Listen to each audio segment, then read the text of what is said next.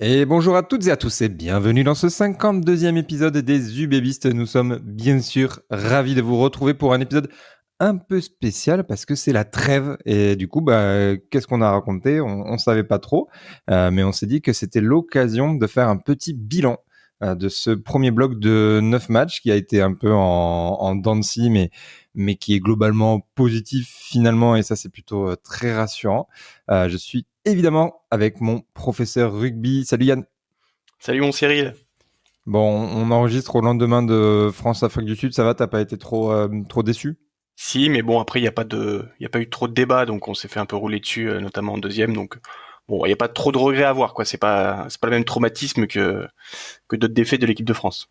Oui, ça reste des matchs de tournée d'automne, donc bon, c'est pas si grave. Et puis on espère surtout qu'ils vont se rattraper pour le prochain match qui sera contre les Fidji à Bordeaux. Moi, j'y serai, donc j'espère qu'on aura peut-être un petit Maxime Lucu titulaire, pourquoi pas un De Porter aussi. Et c'est vrai que là, on avait finalement assez peu de Bordelais à se mettre sous la dent. Mais en tout cas, pour cet épisode, on va très rapidement évoquer un peu leur perf si on évoque les joueurs, mais on va pas faire de focus vraiment dessus. En tout cas, n'hésitez pas à vous abonner sur Spotify, Deezer, Apple Podcast et même YouTube. On commence à mettre de plus en plus de vidéos sur YouTube avec les espoirs notamment. On essaie de faire des vidéos aussi un peu format court. Il y a les vidéos par exemple qui débriefent les temps de jeu de tous les joueurs. Donc on vous invite à aller voir sur YouTube, mais c'est aussi dispo sur TikTok et Instagram et même Twitter. Donc allez là où ça vous arrange. On vous rappelle que le Tipeee est toujours disponible et qu'il y a toujours 10% avec le code UBBIST sur rugbyshop.com et que vous pouvez notamment acheter les maillots de l'équipe de France, les nouveaux maillots Adidas qui sont sortis. Le code a été étendu sur tout le site. Donc si vous voulez faire vos petites emplettes pour Noël, allez-y, foncez. Allez, c'est parti pour ce gros résumé.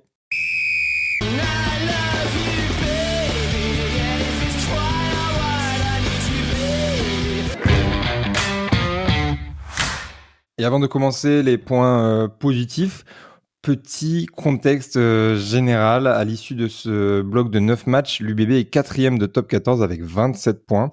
Donc 6 victoires, 3 défaites. Les défaites sont au Racing, au Stade Français et à Toulouse, donc tout à l'extérieur, invaincu à domicile. Donc si on prend le bloc dans son ensemble, quand on regarde un peu à froid le classement et un peu les temps de passage, on est seulement à 1 ou 2 points par rapport à la 9e journée la saison passée derrière, et pareil à 1 ou 2 points par rapport aux mêmes confrontations, donc les déplacements à Toulouse, Stade Français, etc.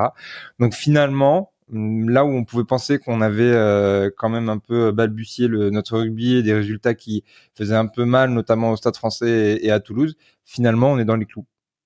Ouais, c'est exactement ça. C'est que je pense que comptablement, on est vraiment bien. C'est plutôt un bloc qui est très positif, sachant aussi qu'il faut prendre en compte que cette année, le top 14 risque d'être un peu différent. Je pense que il y aura pas tant de victoires que ça à l'extérieur. On voit que beaucoup d'équipes ont du mal à s'exporter et que c'est très compliqué. Alors il y a deux équipes qui ont beaucoup perdu, qui sont Montauban et Perpignan chez elles. Mais après, ouais, c'est même Castres finalement. Tu vois, le Racing n'a pas gagné là-bas, le Stade Français n'a pas gagné là-bas alors qu'ils font un bon début de saison. Bayonne a pris une volée là-bas. Donc effectivement, ça va être un championnat un peu plus compliqué. Donc finalement, on s'en sort pas trop mal comptablement. On finit par un bloc très très positif. Donc ça, on va en discuter après. Mais ouais, franchement, on est bien. Et puis en plus, si on regarde le classement britannique, notamment avec les bonus, on est même premier avec 11 points. Donc ce qui est quand même très très pertinent parce qu'on on a même 2 ou 3 points, je crois, sur le deuxième, qui est Toulouse, à 8 points. Donc tu vois, on est virtuellement premier entre guillemets si t'assures tout à domicile en fait. Ouais, c'est ça. Vu qu'on a fait que 9 matchs, il y a des équipes qui ont joué un match de plus à l'extérieur et d'autres un match de plus à domicile, ce qui est le cas par exemple pour Toulouse. Toulouse, ils ont moins de matchs à l'extérieur qu'à domicile. Nous, on a fait plus de matchs à l'extérieur et c'est vrai que ces victoires à Perpignan et Castres nous permettent au classement britannique. Donc on rappelle, le classement britannique, ça pondère les victoires à l'extérieur. En gros, Si vous gagnez à domicile, ça vous rapporte pas de points. Si vous perdez à domicile, par contre, ça vous enlève 4 points. Et si vous gagnez à l'extérieur, ça vous rajoute 4 points. Donc c'est en fait l'idée, c'est vraiment de comme les victoires à l'extérieur sont très importantes dans le rugby, bah, ça permet de voir un peu qui est en avance sur qui par rapport à ces victoires-là. Et par exemple, Castres qui a perdu à domicile contre nous, bah, a perdu 4 points sur ce classement-là. Si vous cherchez un classement britannique, moi je vous invite à aller sur allrugby.com. C'est voilà, vous tapez top 14 et vous avez les différents classements. Et grosso modo, si vous cherchez des infos sur le rugby, sur l'UBB, sur les contrats, sur les effectifs, sur les résultats, allez sur All Rugby, c'est vraiment top. Vous pouvez même vous abonner pour aider la personne qui fait ce site-là. Donc moi, je peux que vous encourager. Mais du coup, c'est vrai que c'est très positif parce que au classement britannique, on est seul premier, là où au classement normal, traditionnel, on est quatrième derrière du Toulouse, Pau et Toulon. Mais en fait, tous ces clubs-là, ils ont fait un match de plus à domicile que nous. Effectivement, et donc après, eux, ils vont devoir se déplacer et nous, on sera à domicile. Donc forcément, on pourra potentiellement plus facilement récupérer des points vu notre forme à domicile cette année, qui était quand même un point fort. Mais d'ailleurs, le prochain match à domicile, ce sera la réception de la section paloise. Donc, on verra très vite si effectivement on leur repasse devant ou bah, si c'est la section paloise qui fait un très grand coup et qui bah, du coup nous passe devant à la fois au classement britannique et creuse l'écart du coup au classement général puisque Toulouse et Toulon ont 29 points. On retrouve d'ailleurs les deux mêmes que la saison passée. La section paloise a 28 points et l'UBB 27. Ça va jusqu'au 7e où ça se tient entre 4 points entre le premier et le 7e. Donc c'est quand même très serré, sachant que le 7e, c'est La Rochelle.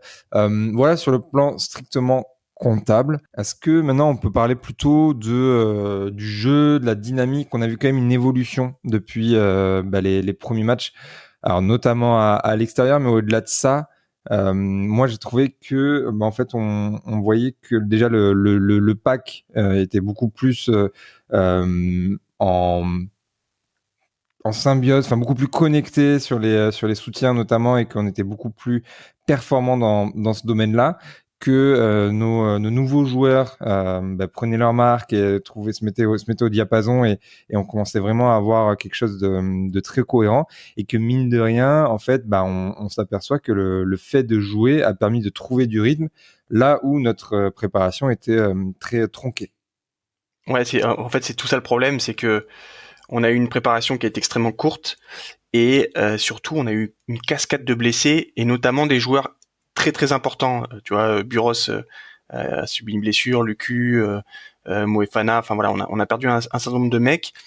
Et donc tout de suite, alors on va dire que c'est un mal pour un bien vu comment on a fini le bloc, mais c'est vrai qu'on a vu des mecs, des recrues. Je pense à Pagerello, à Palu, des jeunes, Uto, et en fait des joueurs qui ont été amenés en fait à faire beaucoup de minutes et à prendre la place de numéro 1 alors que potentiellement on les voyait plus comme des numéro 2, numéro 3, enfin plutôt dans la rotation, et tout de suite ils ont enchaîné, et c'est vrai que bon, ça a permis deux trucs. Bon, déjà une intégration accélérée, parce que forcément il faut que tu te mettes au niveau. Hein. Quand Pagerello arrive, je pense qu'il pensait qu'il allait tranquillement au départ rentrer, faire des bouts de match derrière le patron, et là il se retrouve tout de suite numéro 1. Donc voilà, il fallait apprendre nos principes, notre stratégie, et c'est vrai que c'est plus facile de t'intégrer quand t'es avec les champions. Hein. Je pense à Chad Mousquet, pareil, qui est un très très jeune joueur. Forcément, tu le fais démarrer avec du Etchegaray, du Pagerello, et ben forcément, ça va être plus compliqué pour lui que s'il est avec du Moefana, Deporter, Penaud, LBB, etc. Donc, mais finalement, comme tu l'as dit, on a vu une belle évolution quand on a commencé aussi à récupérer un peu de monde, que l'infirmerie s'est vidée, et on voit même que nos recrues qui étaient parfois même un peu en difficulté en ce début de saison, ont évolué comme ça jusqu'à arriver à ce bloc de, je dirais, de 3 matchs qui était vraiment le bloc décisif où entre Perpignan, Bayonne et Castres, où on s'était dit voilà, là il faut qu'on gagne parce que sinon on va passer une mauvaise saison.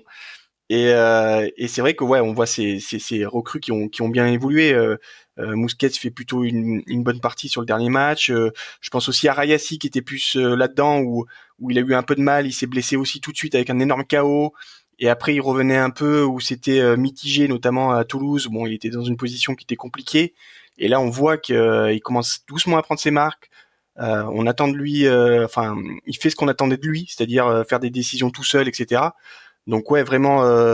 Et même là, on l'a vu contre l'Angleterre où il a été plutôt bon.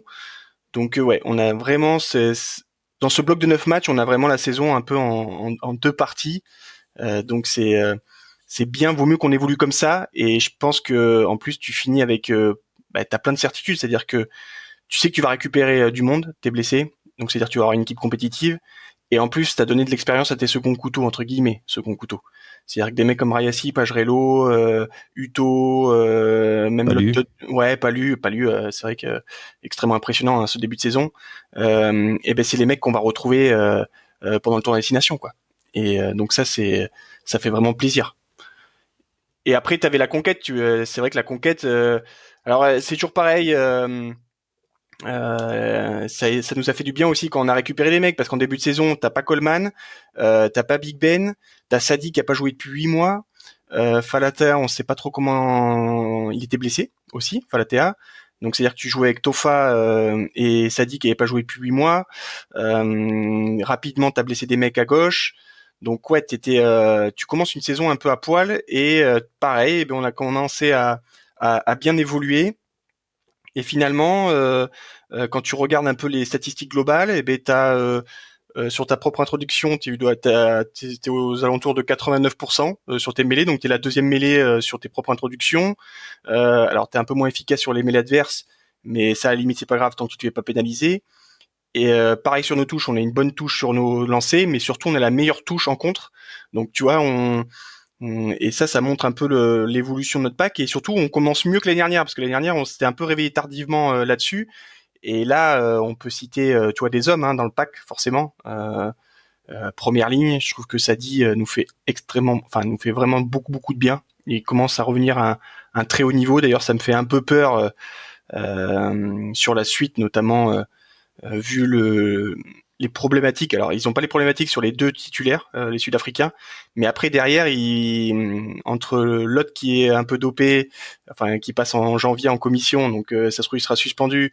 Malzerbe, ça fait 2 ans qu'il joue plus au rugby parce qu'il a une douleur, il n'arrive pas à revenir. Tu vois, sur un malentendu, c'est pas impossible quoi. Ah, tu penses qu'un petit Carlou pourrait être appelé avec l'équipe nationale? Ben après, il y a Fouché, le joueur de 32 ans je crois, alors je sais plus si c'est Stormers ou Bulls, mais qui est un peu là. Mais si le pilier qui était pris pour dopage est suspendu, ouais, tu commences tu vois, je sais pas combien ils vont amener de droitiers à la Coupe du Monde, mais c'est 3 voire 4, donc sachant que Dutoit peut jouer aussi à gauche, donc tu vois, c'est pas impossible, surtout si il fait des grosses performances, même si les Sud-Africains privilégient quand même les joueurs qui jouent dans leur pays parce que forcément ils peuvent gérer leur temps de jeu.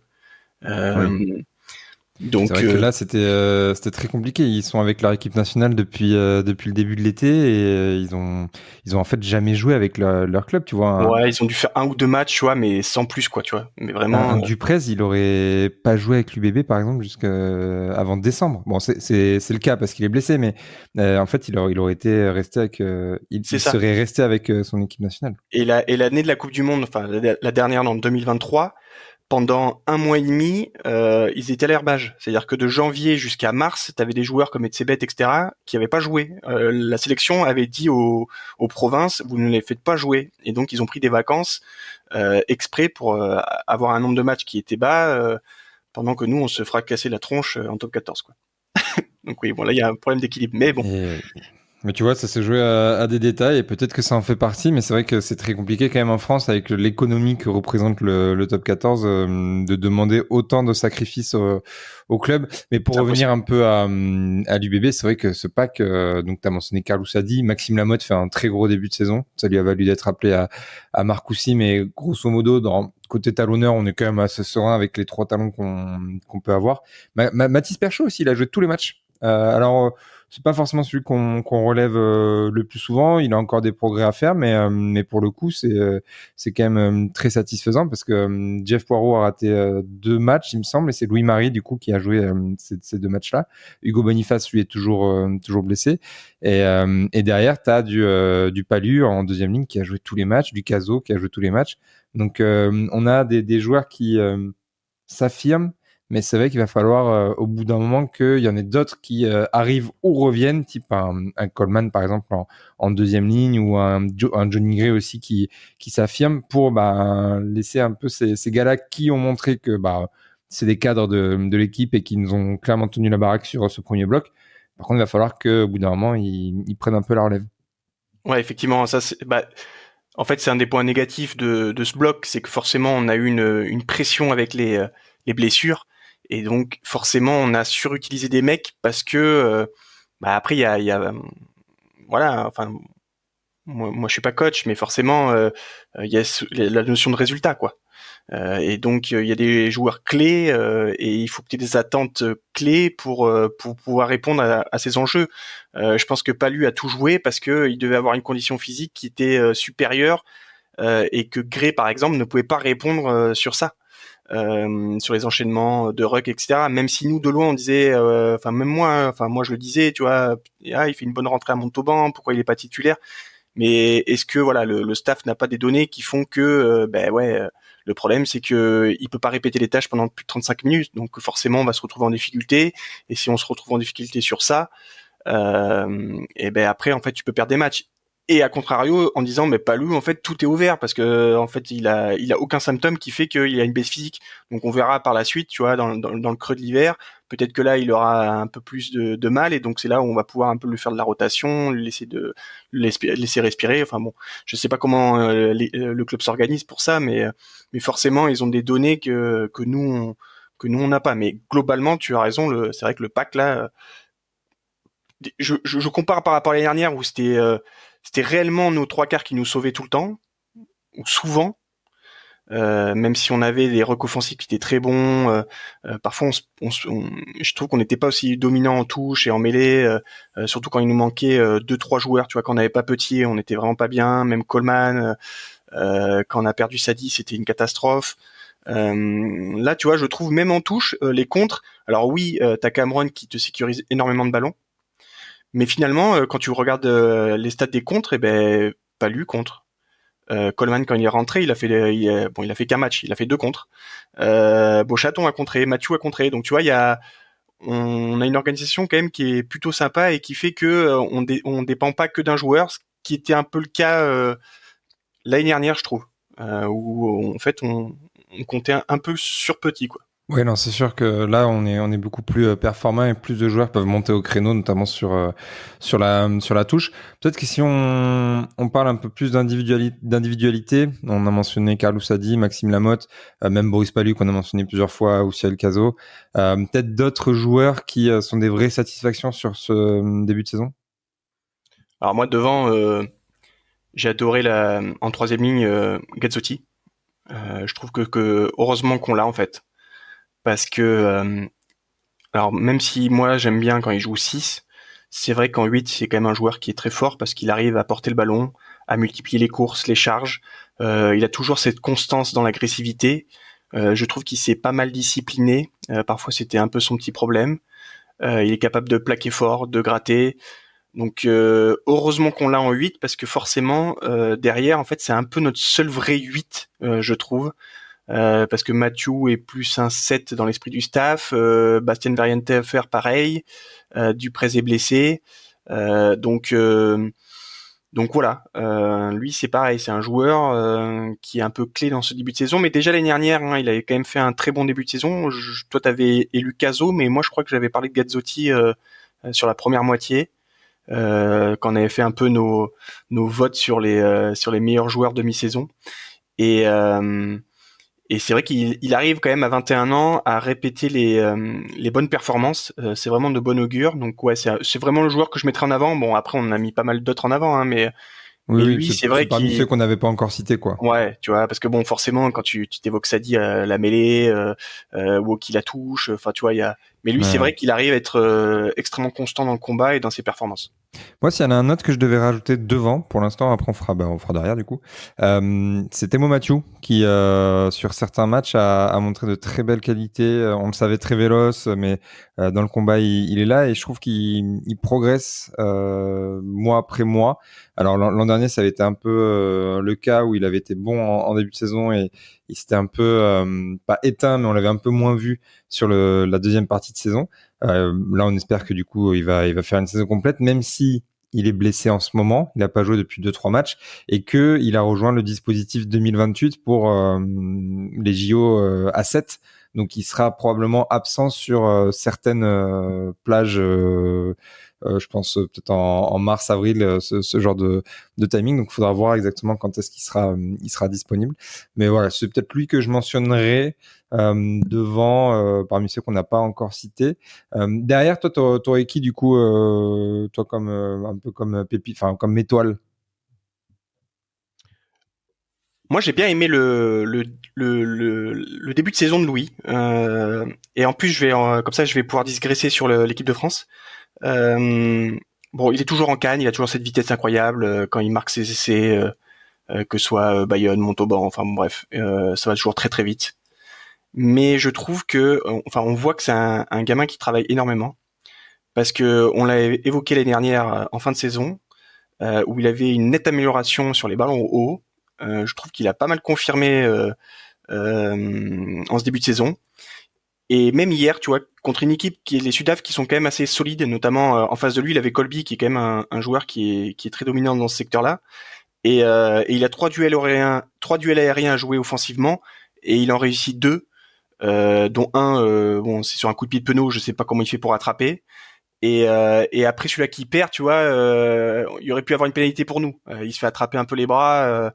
Bon, c'est un duel acharné, mais tu vois, je sais pas trop où il va s'arrêter parce que je trouve qu'il évolue bien, il prend confiance en lui et donc il a toujours ce super pouvoir qui est sa vitesse, mais son point faible qui était vraiment les ballons hauts, je trouve qu'il commence à répondre bien présent là-dessus et donc ça c'est extrêmement intéressant. Voilà. Maintenant le seul petit truc c'est qu'il faut qu'il arrête de tenter des interceptions. Parce qu'il est vraiment pas fait pour ça visiblement. On a déjà mangé un essai de pénalité et carton jaune, et là il me reprend un carton jaune. Donc Louis, après Yoram Bestois, Vandresbourg Bestois, et bien on aura Louis stop les interceptions quoi. Ouais, range les bras. Range les bras et voilà. C'est bon, au pire. Ou sinon, avec le pied, quoi. Tu sautes, tu fais un coup de pied ninja, je sais Ouais, pas. ou une tête plongeante. Ou une tête plongeante. C'était contre qui qu'il a pris le carton jaune et cette pénalité? C'était. Je crois que c'est. Ah non, c'était contre qui? J'aurais dit Bayonne, mais en fait, c'est pas Bayonne. C'est contre qui? Non, pas le loup. C'est contre qui? Je vais te dire ça tout de suite. C'était à Perpignan. C'est ça qui l'a mis un peu dans le match juste avant la mi-temps. Mais bon, du coup, sans frais, contrairement à hier. Ouais, bah après hier, il sort, on prend deux essais sur portée. Bon, je suis pas sûr que les 83 kilos de Louis aient une importance, quoi. Oui, non, c'est anecdotique comme Surtout qu'on était à 14 contre 14. Ouais. Parce qu'il s'avait pris un rouge. Bon, bref. Moi, je mettrais plutôt son pote, son coloc, tu vois, il y avait certaines personnes qui pouvaient avoir un peu de doute, notamment sur le fait qu'il manquait peut-être un peu de vélocité ou de vitesse depuis qu'il avait un peu pris de muscle. Bon, là, on a vu quand même que ce soit en 12, en 13, il était assez énorme sur ce début de saison. C'est Nicolas Deporter qui, pour le coup, crève l'écran et les avis sur lui sont assez unanimes. Ouais, carrément. Bon, de toute façon, là, il y a rien à dire, hein, que ce soit en 12 ou en 13, il performe. Alors qu'effectivement, il a pris de la masse, donc maintenant, il arrive à gagner les collisions, plus qu'avant. Mais par contre, c'est vrai que t'as raison, hein, il a vraiment pas perdu sa vitesse. Hein. J'ai en mémoire cet essai où il rattrape Louis. Alors, Louis a un peu ralenti, hein, mais c'est le seul qui arrive à mettre les cannes pour se mettre à hauteur. Ouais, il a une vitesse folle. Et c'est vrai que maintenant, il devient un centre complet. Donc... j'ai vraiment hâte qu'on ait le retour avec Yoram parce que je pense que cette paire de centres a encore évolué dans le bon sens. parce que Yoram l'année dernière avait changé de dimension avec l'équipe de France. Là, Nico a encore fait évoluer son jeu et je pense qu'il est en train de passer un changement de dimension. J'espère, par exemple, qu'en équipe de France, il aura sa chance. J'espère. Contre le Fidji, ce serait sympa en plus. Et c'est vrai que j'ai tellement hâte de voir cette paire de centres évoluer, quoi, parce que ça va faire des gros dégâts, quoi. Ouais, des gros dégâts. Et moi, si je devais rajouter encore quelqu'un, bon après c'est plutôt une évidence parce que il y avait du coup pas du tout de doute. Mais tu vois, je l'ai vraiment apprécié dans le leadership qu'il a pris parce qu'il y avait des absents et parce que la situation devenait aussi assez pas critique, mais en tout cas, il fallait aller gagner à Perpignan, il fallait gagner contre Bayonne. On l'a vu dans les vestiaires, c'est Mathieu Jalibert qui prend la parole. Tu vois, il devient le leader que il voulait pas forcément être, ou en tout cas c'était pas forcément dans sa nature qu'il a d'ailleurs un peu forcé justement pour rameuter un peu les troupes et réunir ses mecs autour d'un même objectif. Tu as entièrement raison. C'est vrai que alors lui, il aime pas trop verbaliser ou prendre la parole forcément. Mais ouais, il y a ce changement de statut et en plus il y a le fait que c'est vrai qu'il nous a amené. Alors il a fait un match où il était moyen. En plus on était au stade, pas de chance, stade français. Et pas de chance, c'est le seul match qu'a vu Moscato de lui. Donc du coup il dit qu'il fait un mauvais début de saison. Ouais, ça c'est marrant ça. C'est le seul match qu'il a vu. Donc bon, bref. Mais ouais, il est juste incroyable. Et en plus, comme tu dis, il a dû prendre ses responsabilités, et notamment dans un secteur où on était en déficience parce qu'on n'avait pas Buros et ni Max Lucu, qui était le jeu au pied d'occupation. Et il a pris tous les jeux au pied. D'ailleurs, c'est pas pour rien que il a cette blessure, enfin à mon avis. C'est-à-dire que par match, parfois, il devait faire 30 ou 35 coups de pied, alors que normalement, la plupart, enfin au moins, il se sépare avec Max sur les coups de pied d'occupation.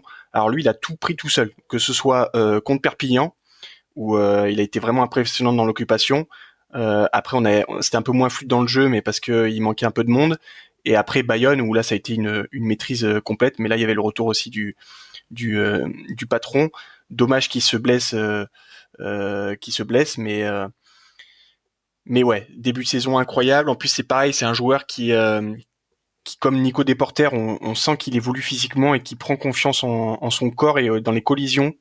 C'est ça aussi, ça m'impressionne. Il va chercher maintenant le contact et il est parfois même dominant dans ses phases d'impact. Donc là, encore une fois, on peut souligner le travail du coach Coligny qui fait un travail formidable. C'est vrai que lui, c'est un peu un entraîneur de l'ombre chez nous, mais en fait, il est tellement important et on voit vraiment une nette progression de certains joueurs qui est assez impressionnante, et lui en fait partie. Donc ouais, t'as raison, Mathieu. C'est un peu ouais, derrière. Je pense que c'est même avec Nico, tu vois, parce que Nico est vraiment très impressionnant, mais Mathieu est quand même un des hommes de ce bloc de 9 matchs, hein, si on peut dire. Ouais, c'est clairement un leader de l'équipe, que ce soit sur et en dehors de terrain. Peut-être pour finir les points positifs, moi je voulais mentionner la gestion des gifs. Alors on sait que en top 14, il faut qu'il y ait au moins 16 gifs en moyenne sur les feuilles de match tout au long de la saison. Alors un gif, c'est un joueur issu de la formation française, donc qui est passé au moins 3 ans en centre de formation agréé par la LNR et la FFR. Donc, grosso modo, quand les joueurs sont français, ils ont généralement fait ces 3 années-là, et quand ils sont étrangers, comme ils doivent faire ces 3 années avant leurs 21 ans, il me semble, ou 23 ans, du coup, il y a un moment où ils peuvent plus devenir GIF. Par exemple, un Big Ben n'est pas GIF, même si ça fait des années qu'il est en France.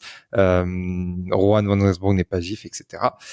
Et du coup, sur ce minimum de 16 joueurs formés en France, on est à 18 et demi. Donc en fait, ça montre qu'il y a quand même une gestion qui est faite là-dessus, et ce qui nous permettra dans le futur, par exemple au moment des doublons pour le Six Nations, de pouvoir aligner potentiellement plus de non-gifs si nous on a beaucoup de Français par exemple qui sont appelés avec l'équipe nationale. Et il y a aussi une autre règle, c'est que l'effectif ne peut pas compter plus de 13 non-gifs, donc 13 joueurs étrangers en gros. et on est actuellement à 11. Alors, on vous fera peut-être une petite vidéo un peu plus détaillée, mais ça montre aussi qu'on peut encore ajouter des joueurs étrangers. On pense notamment aux espoirs. On a un Christian Everitt, par exemple, au talon. Si besoin, on peut l'ajouter, même s'il est encore non-gif. Il est sud-africain. Georgi Kendrava, il est encore non-gif. Il est géorgien, mais il pourrait être ajouté, et même un Bobby Bissu qui lui est français mais qui n'a pas encore fait ses 3 ans en centre de formation agréé, il pourrait aussi en troisième ligne être ajouté. Donc je voulais juste souligner un peu cette gestion là qui est faite et qui nous permet d'avoir de la flexibilité sur ce domaine là. C'est aussi permis parce que en fait dès que un joueur est appelé en équipe de France ou protégé, même quand il n'y a pas de match, pendant les faux doublons, il est compté comme un GIF. Par exemple, le match à Bayonne, on avait de mémoire 17 GIFs sur le terrain, mais vu qu'on avait 4 joueurs protégés, donc qui ne pouvaient pas jouer avec l'équipe de France, ces 4 joueurs-là ont compté comme des GIFs sur le match de Bayonne, donc on était à 21, donc ce qui permet d'augmenter la moyenne, et sur le reste de la saison, on pourra du coup faire jouer plus d'étrangers, ou en tout cas plus souvent, et ça permet un peu de se libérer l'esprit, de pas avoir à faire ces petits comptes d'apothicaire qui peuvent être importants en fin de saison. Ça arrive que des clubs, alors généralement c'est peut-être plus des clubs de bas de tableau qui ont un peu moins d'internationaux, qui doivent faire jouer absolument soit des espoirs, soit des joueurs de rotation français, parce que ils ont atteint le max de non-gifs qu'ils pouvaient faire jouer. Voilà pour le petit point, c'est plutôt un détail, mais ça me paraissait relativement important. Voilà en tout cas pour les points positifs. Alors il y en a sûrement d'autres, mais globalement c'est quand même très positif. Moi je vous propose qu'on passe maintenant au point négatif. Oh mais qu'est-ce qu'il fait lui? Premier coup de pied franc, deuxième pénalité. Oh, il nous casse les couilles là. Et les points négatifs, c'est que en fait cette prépa tronquée, ce début de saison, cette fin de saison à la rallonge la saison passée, ça a fait du dégât, et on a quand même des joueurs qui n'ont pas encore commencé leur saison véritablement. Certains ont commencé à Castres, d'autres contre Bayonne comme Big Ben, mais voilà, on a du mal à trouver un effectif complet, et ça pourrait nous jouer des tours si jamais on n'arrive pas à créer cette cohésion d'équipe à cause de ce nombre de blessures qui est super impressionnant. Ouais, effectivement. Mais déjà, ça aurait pu nous coûter un peu ce début de saison. Alors heureusement, comme on l'a dit dans les points positifs, on a bien fini le bloc, et ce qui permet de sauver un peu ce bloc de 9 matchs, et qu'on finit très positif. Mais effectivement, c'est ça, c'est que préparation tronquée, énormément de blessés, surtout des joueurs clés, et qu'on va récupérer petit à petit. En espérant qu'on les récupère, parce que toujours pareil, de toute façon on est dans un sport qui est traumatique, donc forcément on va encore avoir des pertes, on va avoir des pertes en équipe de France, on va avoir des pertes aux entraînements, enfin bon, ça arrive souvent. Et comme on l'a dit, forcément quand tu as une pression sur ton effectif, et notamment que t'es pas au complet, peut-être que les entraînements sont de moins de qualité, et en plus tu as peur de blesser d'autres mecs, et donc aussi tu fais surjouer certains joueurs, voilà, donc t'es vraiment embêté, et ça a été le principal problème de ce début de saison en fait finalement, parce que je pense que c'est avec du recul, c'est ce qui explique en fait nos prestations qui étaient si variables des matchs à domicile au match à l'extérieur. C'est qu'en fait on avait trop de nouveaux joueurs, trop de mecs qui venaient dans cet effectif qui n'avaient pas forcément joué chez nous, ou qui jouaient peu chez nous, et forcément quand il te manque ta colonne vertébrale, ta charnière qui était à 50%, parce qu'il y a Max Lecu, t'as pas ton 15, il te manque ton 12 un peu destructeur qui te permet d'avancer, ton gros pousseur en mêlée, il te manque aussi ton Big Ben, enfin voilà, il te manque beaucoup trop de joueurs clés qui ont fait que t'étais une équipe performante. Et les joueurs qui sont arrivés, forcément il faut qu'ils arrivent à s'intégrer dans cet effectif, et finalement le seul truc qu'on peut regretter, c'est qu'ils aient mis un peu de temps, mais bon, c'est comme ça. Par contre, ce qui est vraiment positif, c'est qu'on va récupérer tout le monde, on l'espère, et du coup, forcément, l'expérience collective que eux ont vécue dans ces moments qui étaient un peu compliqués, parce que je pense que pour le groupe, ça a dû être assez difficile, tu vois, même pour le staff. Je pense qu'ils avaient jamais connu une période comme ça, c'est-à-dire se faire autant secouer en fait à l'extérieur et être un peu impuissant, parce que je pense, tu vois, quand t'écoutais les discours, c'était un peu ouais, on parle beaucoup la semaine, on essaie de se dire les choses, mais après le week-end c'est pas retranscrit, donc tu vois, tu commences un peu tu vois, il devait avoir des certaines tensions. Je pense la séance de vidéo le lundi, quand t'écoutes Thibaut Giroud sur le petit reportage sur Canal, tu vois, je pense qu'il y avait quand même des tensions dans le groupe, mais c'est bien, c'est des trucs qui construisent les saisons, et ça va être une expérience collective, et donc il faut et je pense que le staff va le faire, c'est de construire là-dessus, parce que forcément ils vont se retrouver dans des situations où on sera à flux tendu, notamment rien que le match contre Pau, tu seras dans un vrai doublon, et pareil pendant le tour de destination. Donc là il faudra se servir de cette expérience, notamment de ces premiers matchs. Ouais, clairement, ça, on a été à flux tendu, mais tu vois, il y a quand même de temps en temps, des petites gestions de rotation, de temps de jeu qui ont pu questionner un petit peu. Je pense au match à domicile contre Montauban, où tu mets un peu du coup ton équipe All-Star sans aucune rotation, et même certains joueurs que tu fais jouer jusqu'au bout du match, alors que potentiellement le match était fait, tu aurais pu les sortir peut-être un peu avant. Alors que finalement tu mets 71 points et que tu te dis c'est vrai que peut-être qu'il y avait, est-ce que tu étais obligé de mettre à la fois Louis et à la fois Damien, est-ce que tu étais vraiment obligé de mettre toutes tes forces vives. Il y a aussi le match à Toulouse où il y a eu beaucoup de rotation, mais tu fais quand même jouer du Nico Deporter, du Maxime Lamotte toute une mi-temps, alors que le match il est déjà un peu perdu. Un peu ce genre de questionnement qu'il y a pu avoir, et même si ce serait intéressant d'avoir la réponse du staff, même si moi je pense que c'est quand même aussi dû au fait que les joueurs ont besoin de temps de jeu, et que ça fait partie de la préparation en fait, cette mise en rythme. Des fois en fait, en tant que supporter, on pouvait se poser, je pense légitimement, la question de certains joueurs qui semblaient trop jouer, quoi. Ouais, carrément. Là, je suis d'accord. C'est vrai que autant il y avait des blessures qui ont fait que tu étais obligé de surutiliser les mecs. Je pense notamment au numéro 9. Je pense même à la seconde ligne, première ligne. Mais c'est vrai qu'il y a des joueurs, ouais, tu te poses un peu la question. Montauban, pourquoi on met autant de super mecs. Même chose, Toulouse, tu as raison, hein, des porteurs une mi-temps, alors que même Lamotte, alors que finalement tu prends l'eau. Même si tu veux pas repartir avec une branlée, enfin avec une défaite historique, je pense quand même il y avait une possibilité de gestion. Il y a aussi le match de Bayonne où, mais après c'est plus facile de parler après, mais tu te dis pourquoi Mathieu sort pas plus tôt. Bon, voilà, ça c'est des petits questionnements. Alors t'as raison, hein, il y a le fait que peut-être que les mecs ont besoin de jouer, mais c'est vrai que ce serait intéressant d'avoir Yannick Bru là-dessus, hein.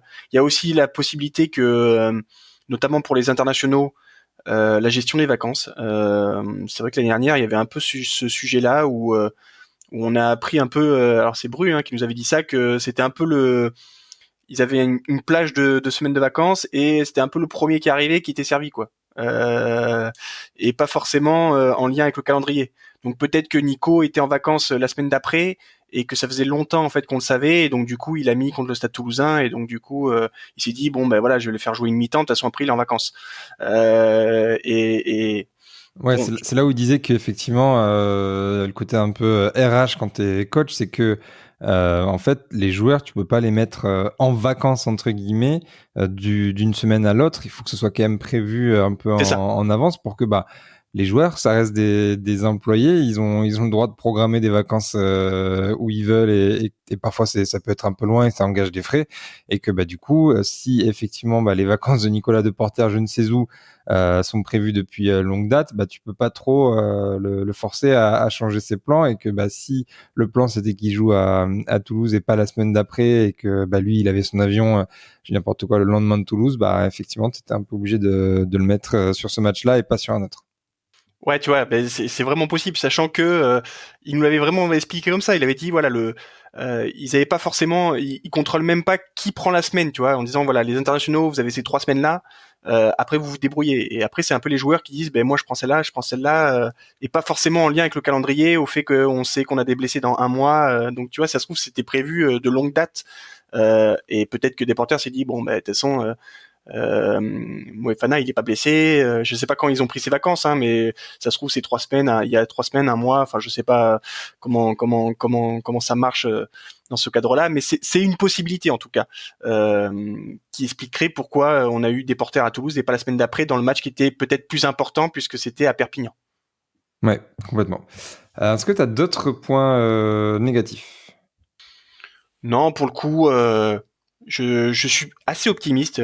J'avais un peu peur de ce bloc de 3 matchs, même si je savais qu'avec les retours, on allait être performant.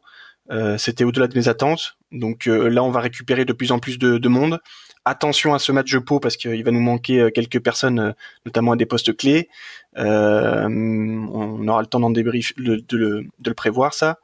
Mais après, quand on va récupérer toute la cavalerie, je pense qu'on sera très très chiant à prendre. Ouais. Moi, le seul truc que je rajouterais, c'est un peu on a eu des entames de match, notamment à Paris, donc au Racing et au Stade Français, qui ont été catastrophiques. Ça, c'est des choses qu'on avait connues déjà la saison passée. Ça a l'air d'avoir été corrigé. Alors, je sais pas si c'est une approche qui a été corrigée, une prépa, etc. Mais en tout cas, ça a été moins le cas du coup à Castres et Perpignan, où c'était bien mieux. Mais attention à ce côté-là qui a pu nous coûter quand même pas mal de points la saison passée. Là, si on prend le match du Racing, on peut estimer que ça nous a coûté des points. Celui du Stade Français, de toute façon, n'a pas existé pendant 80 minutes, donc c'est différent. Mais attention à ces entames et à cette implication dès le début du match qui peut coûter cher. Ouais, ça, je suis d'accord. Alors, même si sur les 3 derniers matchs, c'est plutôt positif, où on a réussi à avoir des prestations qui étaient assez constantes. Je trouve qu'on a moins de trous d'air que l'année dernière, même si ces trous d'air, en fait, c'est expliqué par le fait que, en fait, on éclatait assez rapidement les équipes. Donc forcément, après, il y avait un peu de relâchement. Là, c'était plutôt bien complet, donc que ce soit Perpi, Bayonne, qui est quand même, je pense, le match le plus abouti qu'on ait fait. Et après, on a quand même réussi à confirmer à Castres. Donc voilà, on verra les matchs qui vont arriver, parce que là, il y a quand même des échéances qui vont être assez importantes. Ouais. Et tiens, pour finir les points d'amélioration, enfin ou négatifs, un joueur que tu as trouvé en deçà de tes attentes, ça veut pas dire qu'il était nul ou quoi, mais du coup moins bon que ce que tu aurais voulu. Bah en plus c'est assez facile parce que j'ai l'impression qu'il revient bien là. C'est Van Rensburg. Je trouve qu'on n'a pas retrouvé le rang de le rang. Si on dit rang. Bon bref, le Van Rensburg de l'année dernière quoi, qui prenait la balle et qui défonçait un peu tout le monde, qui avançait assez facilement, qui grattait 1 ou 2 ballons. Et on l'a un peu retrouvé sur ce dernier match à Castres. Donc je me dis que pareil, comme beaucoup, hein, il a eu une préparation un peu tronquée avec cette problématique où il a eu une petite opération. Donc voilà. J'espère que c'est bon, que c'est derrière lui, que physiquement il est bien, parce que c'est un joueur qui est extrêmement important dans l'équipe, dans le sens où dans la profondeur de l'effectif quoi. Ouais, je suis assez d'accord. C'est vrai qu'il avait été tellement monstrueux la saison dernière que là il a été un peu en deçà. Il revenait d'une blessure, opération, machin. Donc oui, clairement assez d'accord. Et il revient bien. Moi, je mettrais aussi nos 2 jeunes, très jeunes ailiers arrière basques. Je les mets un peu dans le même panier parce que sans être ultra alarmant, déjà ils sont tous les 2 très jeunes. Mais du coup, ils ont connu un petit moment de doute. Yon Etchegaray et Chan Mousquet. Alors pas tout à fait les mêmes problématiques dans le jeu. Chan, pour moi, c'est plus les actions qu'il mange, par exemple au Stade Français où il oublie Bielbiarré, mais tu vois, en défense, par exemple, il m'a impressionné. Sur ses appuis, il m'a impressionné. Il fait quand même pas mal de choses très positives. Et Yon, c'est plus sa couverture défensive aléatoire sur le ballon. C'est pas forcément non plus toujours très sécurisant. Au Racing, il se fait sortir très vite parce que c'est un peu cata.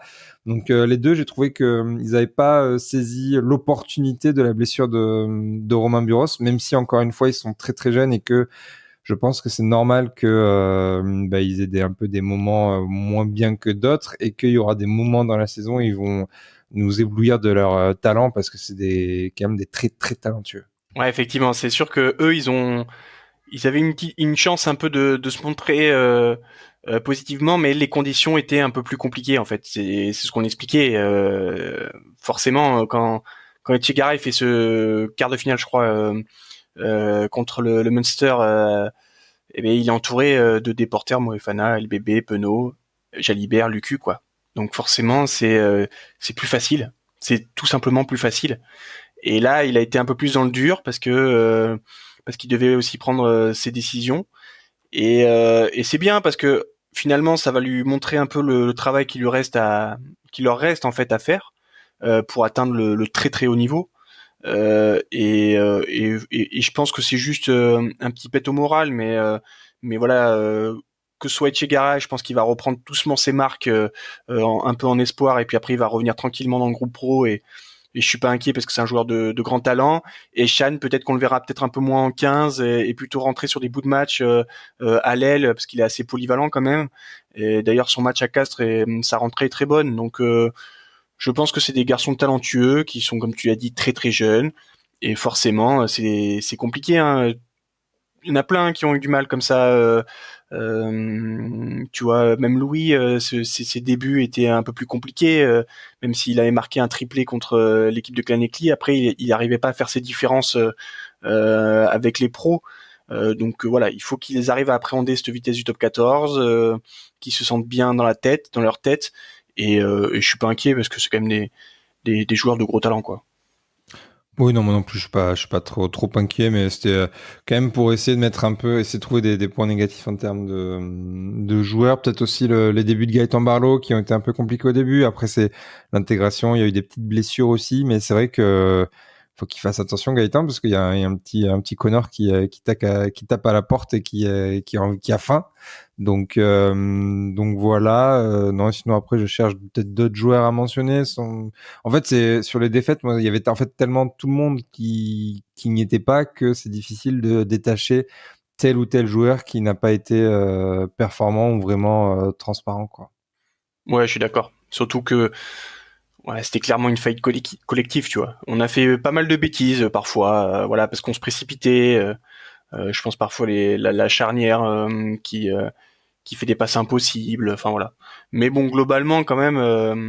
En fait, c'est ça, c'est que oui, je vois ce que tu veux dire, notamment Pajrelo, par exemple, qui des fois faisait des actions mal senties et qui ont pu nous coûter des essais, mais sur l'ensemble du bloc, l'arrivée de Martin Pajrelo, c'est quand même très très positif. Bah il oui. fait tous les matchs, lui aussi, 9 matchs, c'est le seul arrière qui fait tous les matchs, et c'est quand même une belle plus-value par rapport à Yann l'an dernier. Je le pense, et en plus, il faut qu'il arrive à. Lui, je pense que c'est juste un problème de savoir quelle intensité il va mettre et quand il faut qu'il accélère ou pas. Parfois, il a trop tendance à envoyer de partout, alors qu'il faut qu'il arrive à calmer. Il a bien fait à Perpignan. Alors là, il a été ultra calme, donc bon, c'était peut-être un peu trop calme. Mais après, sur les autres matchs, Castres, c'était très bien. Bon, il fait ces petites scories à jeter le ballon, mais voilà, il a mieux alterné quand il prend quand sa prise de décision sur le petit côté. Enfin bon, voilà, il arrive à faire des trucs qui sont très bien. Donc ouais, je pense qu'il faut qu'il continue. Lui, c'est pareil, hein, c'est pas évident d'arriver dans un effectif et arriver dans la peau d'un numéro 1 parce que le patron s'est pété le pouce, quoi. Donc donc même chose que les jeunes. Forcément, ce sera plus facile quand il aura le pack titulaire et derrière aussi d'autres patrons, quoi. Donc voilà, mais comme c'est un second couteau entre guillemets, forcément, il va jouer avec l'équipe entre guillemets bis, quoi. Donc il faudra qu'il soit performant, mais bon, je suis pas inquiet, c'est Notre plutôt équipe, positif. elle gagne quand même des matchs à l'extérieur, donc c'est Bah c'est pour ça, ouais. non plus. Moi, j'avais aussi un point négatif de ce premier bloc. J'ai été un peu déçu, mais ça, c'est peut-être parce que j'ai envie d'en voir beaucoup. Du nombre d'espoirs appelés. Je pensais qu'il allait en avoir plus. Alors, ça peut être un peu contradictoire parce que t'as quand même Valentin Hutto, Joseph Larague qui ont quasiment pas joué avec les espoirs parce qu'ils étaient tout le temps avec les pros. Adrien Drot on connaissait peu, enfin en tout cas qu'on n'avait pas encore vu en top 14 qui a fait ses débuts et il a fait 3 feuilles de match. Mais devant, j'aurais aimé en voir un petit peu plus. Tu vois, un Bobby Bissu en troisième ligne, pourquoi pas. Elijah Ibsayen, lui, était suspendu 2 mois, plus là, visiblement une blessure. Donc, forcément, on peut pas le voir. Mais tu vois, il y en a peut-être d'autres qu'on aurait pu voir. Peut-être, voilà, ça ou ça que je mettrais en avant. Ça a permis peut-être une petite rotation en plus sur certains postes à flûte en but. Tu vois, non, typiquement un Jacques Ngambous, j'aurais aimé le voir. Mais ça n'a pas encore été le cas. Ouais, mais alors Jacques, je sais pas s'il a joué avec les espoirs aussi. J'ai l'impression qu'il met un peu de temps à revenir de son épaule. J'ai pas souvenir de le dernier match que j'ai vu donc contre le Racing. Je crois qu'il y est pas. Et le Stade Français, je pense qu'il y est pas non plus. Donc, alors est-ce qu'ils étaient avec la première? Mais est-ce que ça prend pas un peu plus de temps que prévu? Après, ouais, on a vu Uto, Drôle à Arag. On a vu Gardra, mais bon, 30 secondes, le pauvre. Mais effectivement, moi je pensais qu'on allait voir Ipsayen, mais visiblement non, du coup, parce que bon, entre les suspensions qu'il prend dès le début et après c'est son petit pépin à la jambe. Et après, finalement, c'est que les autres, t'as pas beaucoup de choix. Effectivement, Ngambou aurait été une possibilité. Bobby, je sais pas comment ils vont se positionner avec le statut de non-gif, même si on a de la marge. Il fait encore une belle rentrée d'ailleurs avec les U20 contre l'Afrique du Sud. Il a joué samedi. Et après, il y a le mystère de Georgie où le problème c'est que j'ai l'impression que lui, c'est plus l'environnement que le talent rugbystique le problème. C'est-à-dire qu'il est un peu, il a peut-être un peu le mal du pays. Et en plus, je crois qu'il s'était blessé il y a pas si longtemps aussi à la cheville. Il a pas repris avec les espoirs parce que je l'ai pas vu contre le Stade Français ni le Racing. Donc ouais, il y a peut-être eu un petit retard sur certains mecs. Et après, c'est compliqué parce que finalement, les premiums entre guillemets de la cellule élite, il y avait du monde quoi. C'est pas les postes où on avait les plus gros blessés. Tu vois, je pense à la pile, je pense aux ailes. Donc bon, c'est un peu compliqué. Je pense d'en voir plus. Et après, il y avait Mousquet. Bon, Mousquet non, mais Tchegaray. Bon. Oui, non, mais il y en avait quand même quelques-uns, mais c'est vrai que sur certains cas que j'aurais aimé voir, tout simplement. Mais peut-être que ce sera le cas un peu plus tard dans la saison. Et en tout cas, c'est très cool pour ceux qui ont pu jouer plus que prévu avec les grands. Et tu mentionnais Joseph Larrague. Enfin, c'est très positif pour lui. Et pour Adrien Dreux aussi, par exemple. Voilà pour les points négatifs. Je sais pas si tu en avais d'autres à ajouter. Sinon, je vous propose qu'on passe quand même. Il y a des petites actus. Une, en tout cas, le résultat des Lions. Donc, on va la traiter dans les actus du club. Tous on est des petits mecs, le staff et les joueurs. Le staff et les joueurs. Et moi, je suis pas un petit mec. Moi, je suis pas un petit mec. Ok? Donc, on y va! Et donc, assez rapidement, les Lions ont de nouveau gagné un match. C'est leur deuxième victoire cette saison sur 4 matchs, deuxième victoire consécutive. Donc, c'était ce dimanche après-midi à Saint-Germain-au-Bouscat contre Bobigny. Elles repartent avec le bonus offensif et elles remontent petit à petit au classement. Cette victoire 40-8. Il va y avoir un petit break. Elle rejoue que le 23 novembre à 15h. Ce sera la réception de Blagnac. Donc là, ce sera un plutôt gros match parce que Blagnac, ça faisait partie quand même des équipes en forme la saison passée. Donc il va falloir commencer à enchaîner et arriver à la vitesse de croisière pour les Lions. Je pense que c'est tout en termes d'actu. J'espère que cet épisode vous a plu. Il est un peu particulier parce que c'était pas vraiment sur du contenu chaud. C'était plutôt de la réflexion à froid sur ce premier bloc qui du coup a commencé il y a plus de 2 mois. Donc on vous proposera quand même d'autres contenus cette semaine avec un petit hors série sur des questions qu'on vous a demandées et on en a reçu quelques-unes et du coup on va traiter ça dans la semaine et vous proposer ça jeudi ou vendredi, peut-être même mercredi si on est chaud. Merci beaucoup Yannou, c'est assez exceptionnel, on enregistre un dimanche soir parce qu'il n'y avait pas de match à regarder, même si toi je sais que tu as dû regarder 3 fois France-Afrique du Sud. Donc cet épisode est disponible un peu plus tôt. On espère que ça vous chamboule pas trop votre semaine et que vous avez passé un agréable moment. Merci beaucoup Yannou. Ciao tout le monde.